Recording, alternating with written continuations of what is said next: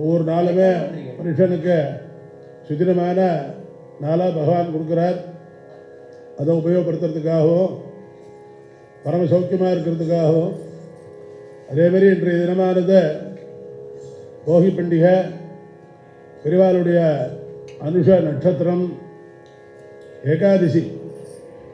சுத்தம் அப்படின்னா பாகவதம் சுத்தம், ஏகாதசி சுத்தம், பகவன் நாமா சுத்தம், சந்தனம் சுத்தம், அக்னி சுத்தம், இப்படி சொல்லிட்டு போகிறது.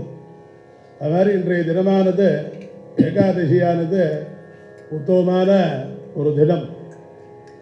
ஆராய்ச்சி சொல்லும் போதோ தியான யோக சந்தியாவந்தன ஸ்நான சந்தியாவன அபேட்சையா, நீ தியானம் பண்ண வேண்டாம், யோகம் பண்ண வேண்டாம், ஜென்மான எடுத்ததுக்காக உனக்கு ஒரு பிராமண ஜென்மாங்கிறதுனால சந்தியாவந்தனம் கொடுத்துருக்கேன், கேவலம் அந்த சந்தியாவந்தனம் கூட உன்னோட பண்ண முடியல அப்படின்னாக்க, ஸ்நானம் கூட பண்ண முடியல, சந்தியாவந்தனம் பண்ண முடியலன்னா கடைசியில் பகவன் நாமாவை சொல்லு.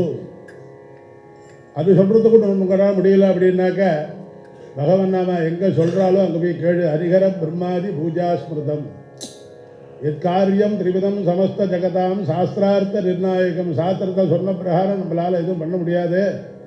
நீ இந்த பகவன் நாமாவை சொல்லு. அப்படி சொல்ல முடியலன்னா சொல்கிற இடத்தையாக போய் கேளு.